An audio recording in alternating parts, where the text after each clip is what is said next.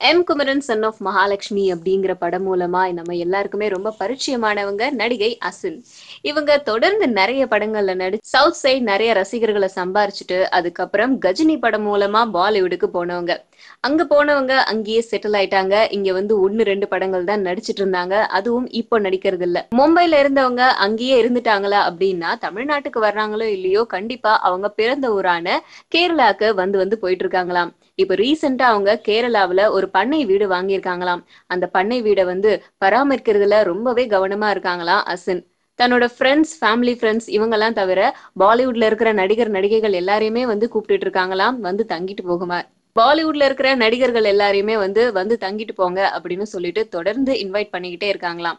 ரீசெண்டா இவங்களுடைய பண்ணை வீட்டுல வந்து தங்கிட்டு போனவர் யாரு அப்படின்னு கேட்டா ரோஹித் ஷெட்டி. சென்னை எக்ஸ்பிரஸ் படத்தை இயக்குனவர் இவர்தான். அசின் நடிச்ச போல் பச்சன் அப்படிங்கிற படத்தையும் இவர் தான் இயக்குனாரு. அந்த படத்துல அஜய் தேவ்கன் நடிச்சிருந்தாங்க. சோ இன்னும் நிறைய பேருக்கு வந்து அழைப்பு கொடுத்துட்டே இருக்காங்களாம் அசின். பாலிவுட்ல இருந்து இருக்கிற நடிகர்கள் எல்லாருக்குமே வந்து தங்கிட்டு போங்க அப்படின்னு சொல்லிட்டு. இதனால சவுத் சைடு இருக்கிற நடிகர்கள் எல்லாம் கொஞ்சம் கொதிப்புல இருக்கிறதாக தெரியுது. ஏன்னா இங்க இருந்து போனவங்க அவங்க நம்மள கூப்பிடலையே அப்படிங்கிற ஒரு சின்ன கடுப்புல இருக்கிறதா தெரியுது.